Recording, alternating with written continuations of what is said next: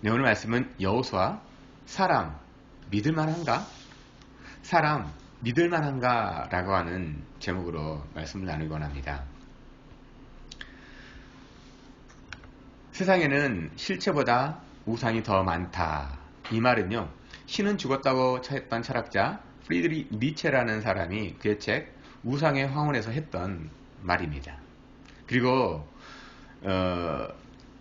팀 켈러 목사님께서 쓰신 내가 만든 신의 프롤로그가 우상, 생각보다 훨씬 더 위험하다라고 시작하면서 니체의 이 글귀, 세상에는 실체보다 우상이 더 많다는 그 글귀를 인용하면서 이 내가 만든 신이라는 책이 시작되는 것을 우리가 볼 수 있습니다. 그러면서요, 제일 먼저 드는 우상에 대해서, 이 우상이 뭐냐면 사람이 평생 바라고 사는 것, 그것이 우상이다라고 팀 켈러 목사님은 이야기를 시작합니다. 그래서 예로 창세기의 아브라함과 사라 부부에게 있어서 일생 동안 바라는 게 무엇이었을까요? 잘 아신 것처럼 자식 하나 얻는 것 아닙니까? 근데 그것은 하나님께서 약속하신 아들이었어요. 하나님께서 약속하셨으니까 그것이 어찌 우상이 될 수 있겠느냐고 얘기할 수 있겠죠. 하나님께서 약속하신 게 뭐가 우상이에요? 라고 말할 수 있지만, 그럴 때 저는 종종 이러한 비유를 들면서 이야기해 줍니다. 어떤 아빠가 멀리 출장을 다녀오게 되었습니다. 평소 아빠와 아이가 사이가 참 좋았어요. 그래서 아이가 이제 아빠랑 몇 밤 자지 못하고 떨어져 있어야 한다고 하는 것에 대해서 좀 침울해 합니다. 이때 아빠가 아이가 정말 갖고 싶은 장난감이 뭔지 알아요. 그래서 그거 사가지고 오겠다고 약속을 해줍니다. 그래서 출장 갔다가 돌아오는 게 아빠가 어렵게 그 약속한 장난감을 사가지고 돌아왔어요. 아이는 아빠를 기다렸을까요? 장난감을 기다린 걸까요? 어떤 분은 장난감을 주실 아빠를 기다렸다라고 하는 이 명답을 하시는 분들도 있더라고요. 아이에게는 아빠도 부재하고요, 장난감도 부재하지만 과연 어떤 결핍이 더 크냐라는 거예요. 사람은 필연적으로 어떤 결핍을 가지고 이 땅에 태어나요. 그 결핍을 무엇으로 채우느냐가 그 사람의 신앙이다라는 거예요. 그런데 그 결핍이 멀리 있는 어떤 이상향이 아니라 우리 곁에 아주 밀접하게 와 있다는 거죠. 아브라함과 사라, 자식이라고 하는 거 아주 그 가정 안에 평생 이루고 싶은 소망 아닙니까? 아주 밀접합니다. 사랑이요, 돈이요, 성취, 권력, 문화와 종교, 그리고 저는 여기 하나를 더 보탠다면 자기 자신이요. 무엇이고 얼마든지 우상이 될 수 있습니다. 그러면서 지금 겪고 있는 결핍이 우상이고, 이를 위해 살아가는 삶이 숭배예요. 그러니까 우상 숭배라고 하는 것은 먼 옛날 배움이 짧고 지식이 없는 사람들의 이야기가 아니라 21세기 첨단 속에서 수많은 정보를 접하고 살아가는 우리의 삶에 여전히 강렬하고 짜릿하게 우리의 곁을 배회하고 있다는 겁니다. 그렇기 때문에 우상으로 인해 넘어지고 내가 만든 신을 하나님으로 알고 섬기며 열심을 다해 살아가고 있는지도 몰라요. 종교라는 이름으로요, 문화라는 이름으로요, 교양이라는 이름으로요. 그때 우리는 어떻게 우상에서 조금이나마 자유롭고 우상을 그래 우상으로 알고 삶을 살아낼 수가 있을까요? 오늘 말씀은 우상 숭배로 가득한 가나안 땅을 정복해가는 이스라엘 백성들의 이야기입니다. 하나님의 인도하심이 얼마나 강력했는지 가나안에 이스라엘에 대한 소문이 이미 파다하게 퍼졌지요. 거기에 작은 성이지만 아이성마저 함락했다는 소식과 함께 가나안의 중심부라고 할 수 있는 그리심산과 에발산이 있는 이 세켐까지 왔다 갔다고 하는 그러한 이야기가 가나안 땅에 쫙 퍼졌습니다. 이런 소식을 들었던 기브온 족속은 아주 탁월한 연기파 배우들을 동원해서 이스라엘에게 찾아가죠. 3일 거리밖에 되지 않았지만 그들은 가나안 땅에서 아주 멀리 떨어진 곳에 왔다고 속입니다.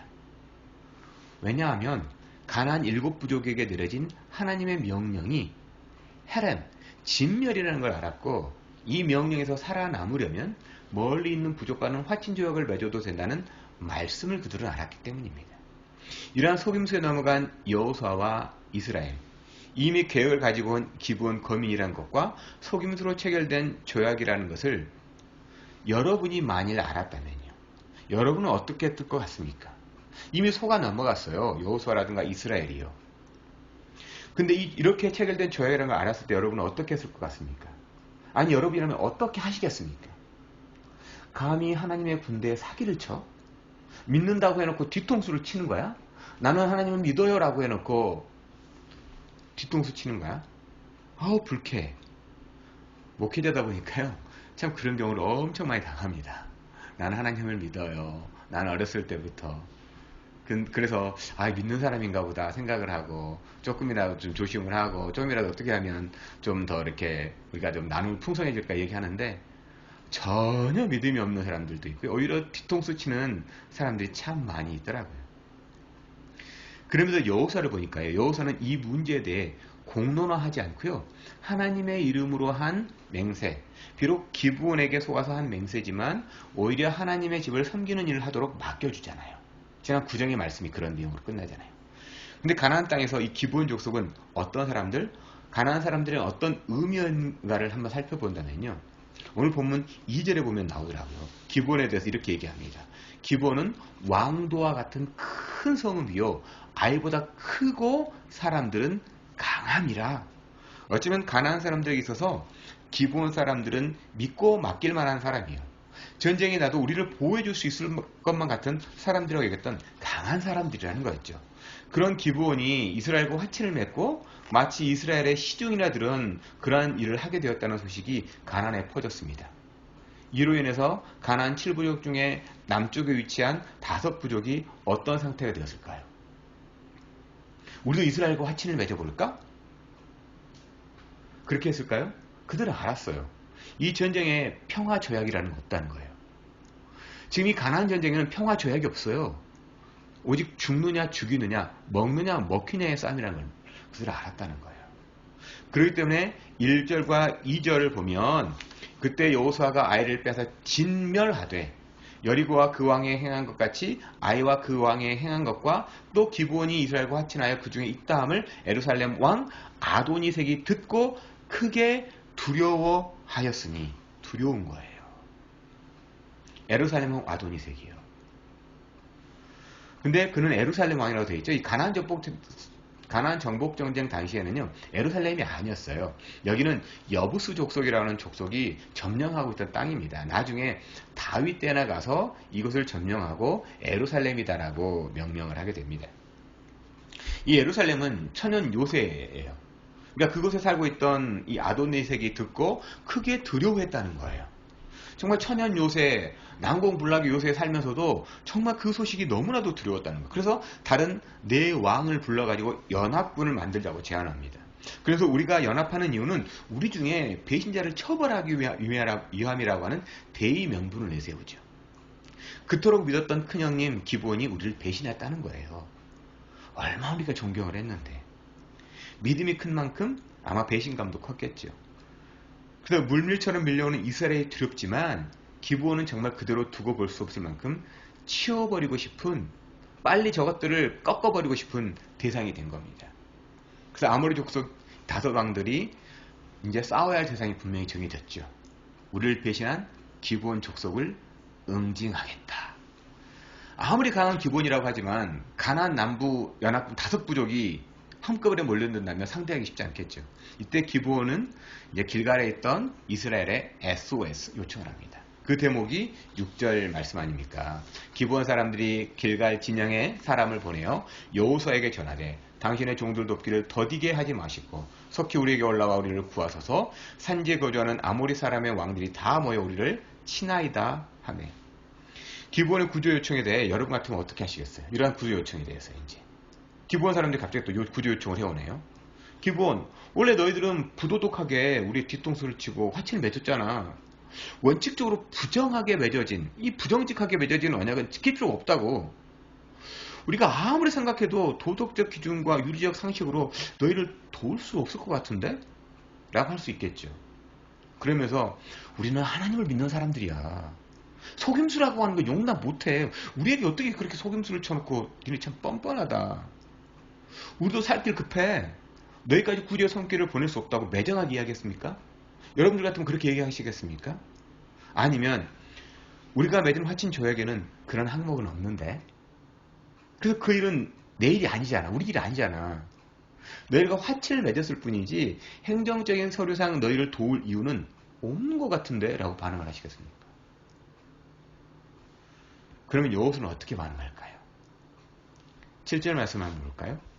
여호수아가 모든 군사와 용사와 더불어 길갈에서 올라가니라. 여호수아가 어떻게 하죠? 모든 군사와 용사와 더불어 길갈에서 올라가니라. 즉 기본의 손길을 뿌리치지 않았다는 거죠. 비록 잘못 맺은 언약이지만 거기에 하나님의 이름으로 맺은 언약이기에 마땅히 도와야 한다고 생각했을 수도 있습니다. 이런 여호수아의 생각이 뭔가 잘못된 것일까요? 아니죠. 그는 자신의 생각이나 판단에 따라 기브온을 도우러 갔다가 우리가 생각하는 것이 오류라는 거예요. 여호수아가 그렇게 생각했을 거다라고 우리가 어수하고 성경을 읽고 있는 것이 바로 오류라는 겁니다. 우리가 성경 읽기에서 종종 저지르기 쉬운 한계가 바로 여호수아가 생각하기에 틀리지 않은 것 같은데 라고 여길 수 있다는 거예요. 그렇다면 우리는 왜 쉽게 여호수아가 그렇게 생각했을 거라고 여길까요? 여호수아가 권력이 있어서 여호수아를 하나님께서 세우셨기 때문에 여호수아의 리더십을 나타낸 것이라고 여길 수가 있다는 거예요. 우리는 바로 그 사람이 가지고 있는 권위 앞에, 권력 앞에 벌써 우리의 생각이 치우치기 시작한다는 거죠.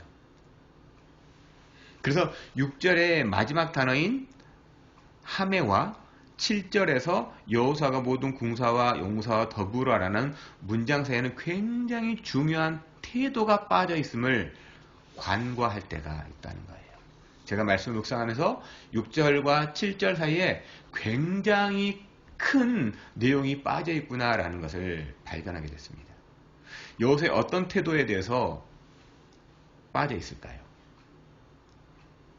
여호수아가 기도하며 여호수아가 기도하며라는 이 기도라는 중요한 액션을 따로 기록하고 있지 않다는 것을 발견할 수 있다는 거죠.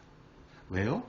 만약 기도하지 않았다면요, 여호수아가 기도하지 않았다라고 기록했을 거예요. 여호수아는 이미 아이성 실패해서 확실하게 배운 것이 있어요. 전쟁에 대해 하나님께 먼저 묻기예요. 그러니까 여호수아는 흔히 말하는 권력 우상에 대한 일종의 면역 시스템인 백신을 맞은 거예요.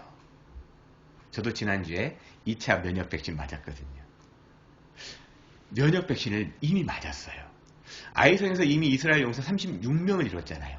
그 이름으로 승리에 취해 하나님께 묻지도 않고 자신의 파워를 증명하는 것이 얼마나 무서운지를 여호수아는 이미 체득을 했어요. 그러니까 6절과 7절, 오늘 말씀 6절과 7절 사이에 여호수아는 하나님 앞에서 기도한 후에 이스라엘 전체의 운명이 걸린 가나안 남부 연합군과의 싸움에 나선 거예요. 이를 증명하는 말씀이 8절 아닙니까? 그때 여호와께서 여호수아에게 이르시되 그들을 두려워하지 말라. 내가 그들을 내 손에 넘겨주었으니 그들 중에서 한 사람도 너를 당할 자가 없으리라 하시니라. 하나님께서 응답하신 대목이에요. 어떻게 보면 이스라엘 백성의 섣부른 행동으로 인해서 기브온과 화친을 맺고 그로 인해서 가나안 5부족이 연맹을 맺은 더 안 좋은 방향으로 흐르는 것처럼 보이지요.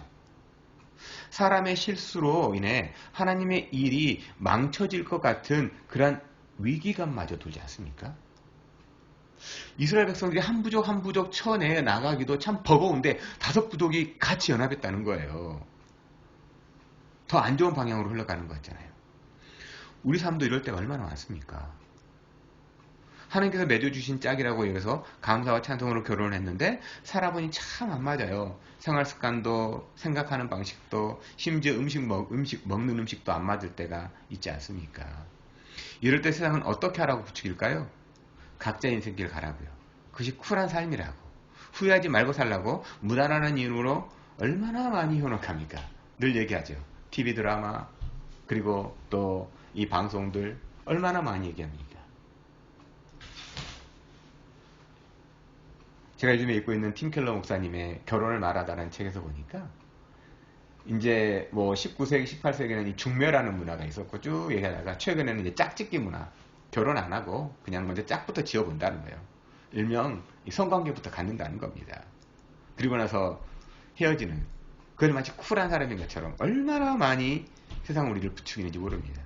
이런 강력한 합리적 이성과 감성이 우리 안에 찾아올 때 성도에게 있어서 잊지 말아야 할 것이 기도라는 거예요. 기도. 사실 우리는 어떤 종류의 우상이든 우리가 스스로 이겨낼 능력도 힘도 없습니다.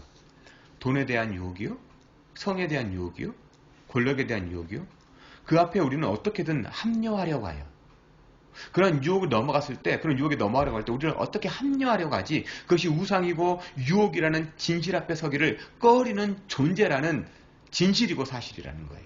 우리 자신이요. 왜냐하면 우리 본질이 핑계대기에 바쁜 범죄한 존재예요. 사단의 자식들이기 때문이에요.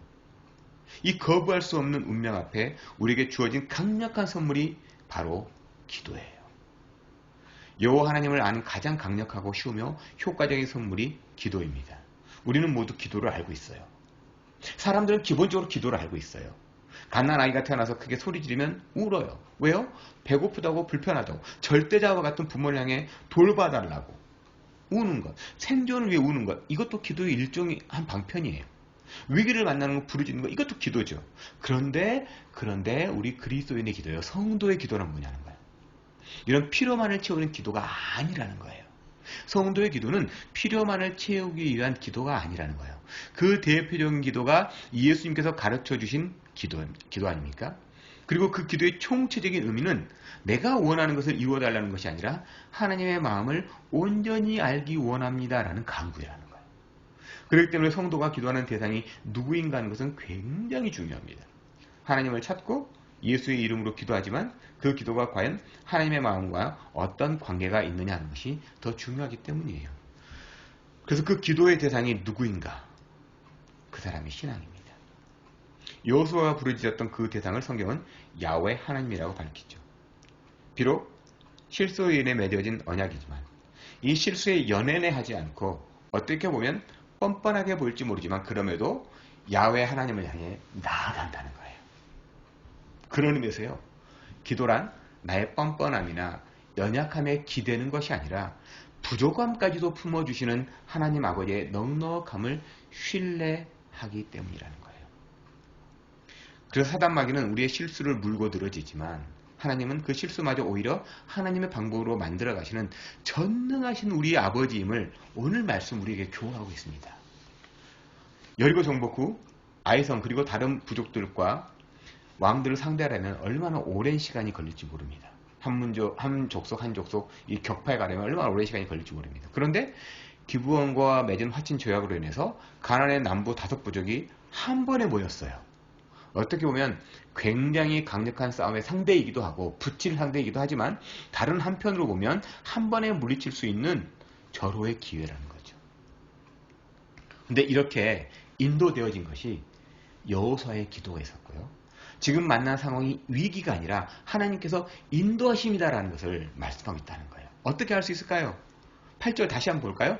그때 여호와께서 여호수아에게 이르시되 그들을 두려워하지 말라. 내가 그들을 내 손에 넘겨주었으니 그들 중에서 한 사람도 너를 당할 자가 없으리라 하신지라. 그리고 출정을 하죠. 근데 이스라엘 백성들이 얼마나 빨리 전장으로 이동을 했는지요. 그러니까 기브온 족속은 사흘길 떨어진 곳에 있었잖아요. 근데 사흘길 떨어진 거리를 밤새워 올라가 버렸어요. 그리고 그때에 길갈에서 이스라엘 군사들이 밤을 새워가며 올라갈 그때에 가나안 남부 5 연합군 어떻게 하고 있었을 때일까요? 성경에는 나오지 않지만 서로를 바라보면서 우와, 우리도 굉장히 강력한데? 이처럼 5 부족이 모이니까 기본쯤은 박살낼 수가 있지. 그리고 이 엿새를 몰아가지고 이스라엘 저것들 싹 격파해볼 수 있다면 아마 사기가 오를 대로 올랐을 거예요. 가나안 5 부족이요. 뭐 사기가 죽어가지고 뭐 힘이 없어 그 상태가 아니에요. 사기가 오를 대로 올라가지고 이야 한번 해볼 만하다 하고 있었을 그때입니다. 이스라엘이 아무리 빨리 와도 내일 모레 정도일 것이고 그래서 우리는 마음을 좀 놓고 있었는지도 몰라요. 근데 그날 밤에 달려와서 아침에 이들 코앞에 들이닥친 거예요. 얼마나 놀랬겠어요. 예상을 뛰어넘는 반전이 이들 앞에 닥친 겁니다. 그렇다면 이 전쟁은 누가 싸우는 전쟁일까요? 기브온이 이스라엘의 도움을 받아 싸우는 전쟁일까요? 아니면 이스라엘의 정복 전쟁을 위한 그러한 연장일까요? 하나님께서 꼭 보여주고 싶은 대목이 바로 여기에요. 11절 말씀이요.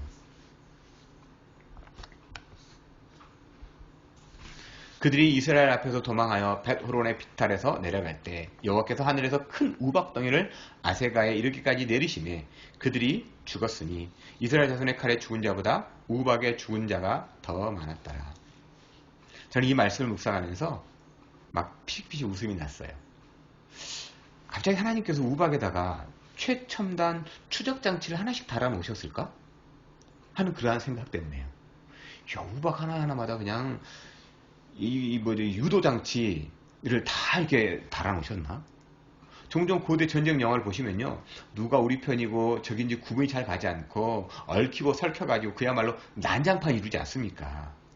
그런 전장터 위에 하늘에서 우박이 막 떨어지는데 어떻게 남부연합군의 머리만 그냥 다 겨냥해가지고 탁탁탁탁 쏟아질 수 있는가 하는 이 발칙한 상상을 해본 거예요.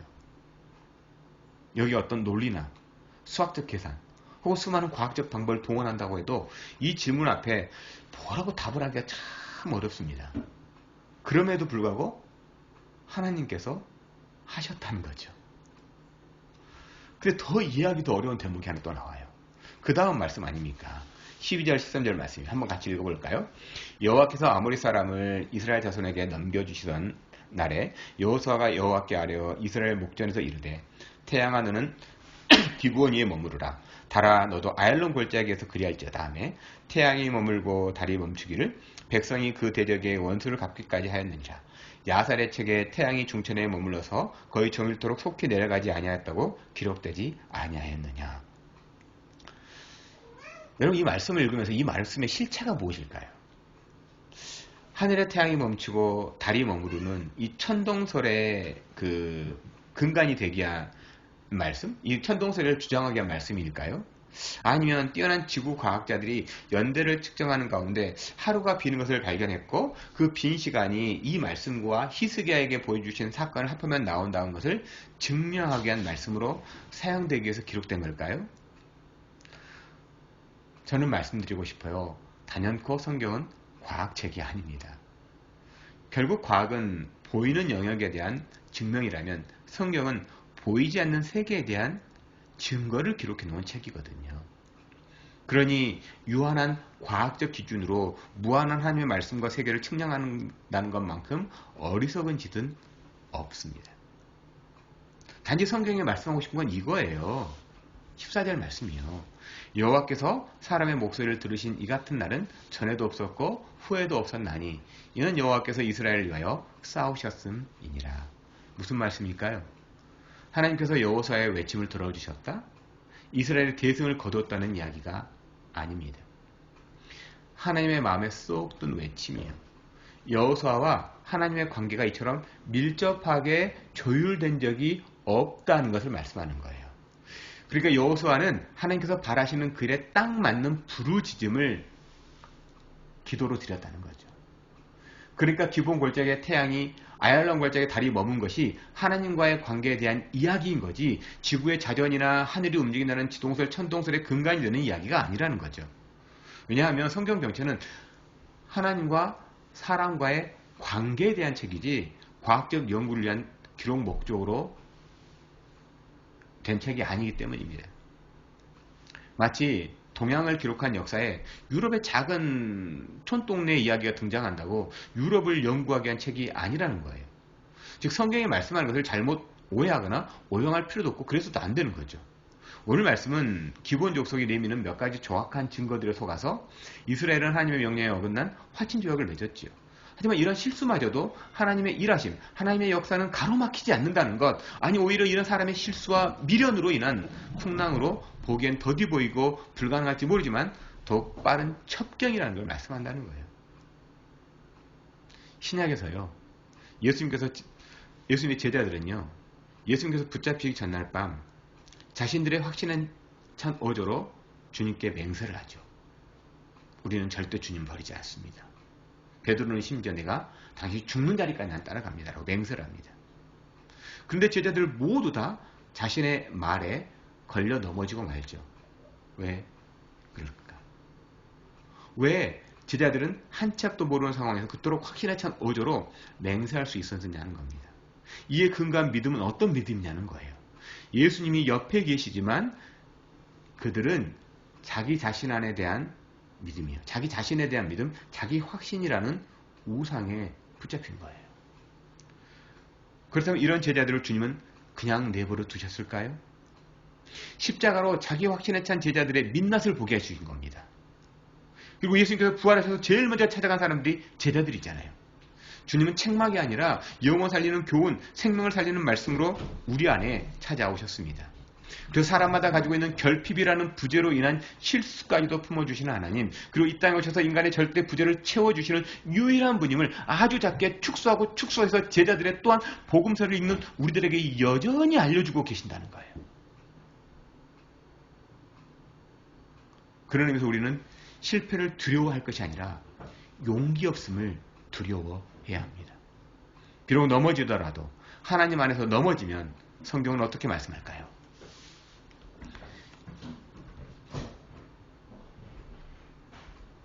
이사야서 41장 10절에 이렇게 얘기합니다. 두려워하지 말라. 내가 너와 함께함이라. 놀라지 말라. 나는 내 하나님 됨이라. 내가 너를 굳세게 하리라. 참으로 너를 도와주리라. 참으로 나의 의로운 오른손으로 너를 붙들리라. 10편 37편 23, 24절을 이렇게 말합니다. 여호와께서 사람의 걸음을 정하시고 그의 길을 기뻐하시나니 그는 넘어지나 아주 엎드러지지 아니함은 여호와께서 그의 손으로 붙드심이로다. 한 주간 우리는 살면서 이런저런 우상에 보이지 않는 손길에서 넘어지고 자빠질 수 있습니다. 그러나 한 가지만 기억하시면 좋겠어요. 그럼에도 하나님의 크고 넓고 깊은 사랑의 손길에서 끊을 수 없다는 하나님의 말씀이요. 우리를 늘 넘어뜨리려고 자빠지려고 하는 기막힌 웅덩이 가운데 있을지라도 하나님은 우리를 건져주시는 하나님이라고 하는 것이요. 우리가 진짜 지금 만난 풍랑 가운데서 고생하고 어디로 갈지 모르는 상황인 것 같지만 그러나 우리는 그 풍랑으로 인해서 하나님의 일하심이 더욱더 속히 진행된다고 하는 것을 믿음으로 바라봤으면 좋겠습니다. 예수 그리스도의 눈으로 우리의 삶을 조망하는 시간 되었으면 좋겠습니다. 한 주간도요. 하나님의 마음을 묵상하고 하나님의 마음에 합한 주님의 종들. 사람은 믿을 만한 대상이 아니지요. 사람은 긍휼의 대상일 뿐입니다. 오직 하나님을 믿으시고 우리 주님을 바라보시기를 소망합니다. 한 주간도 그 하나님의 손길에서 끊을 수 없다는 것을 경험하시기를 주님의 이름으로 간절히 축원합니다.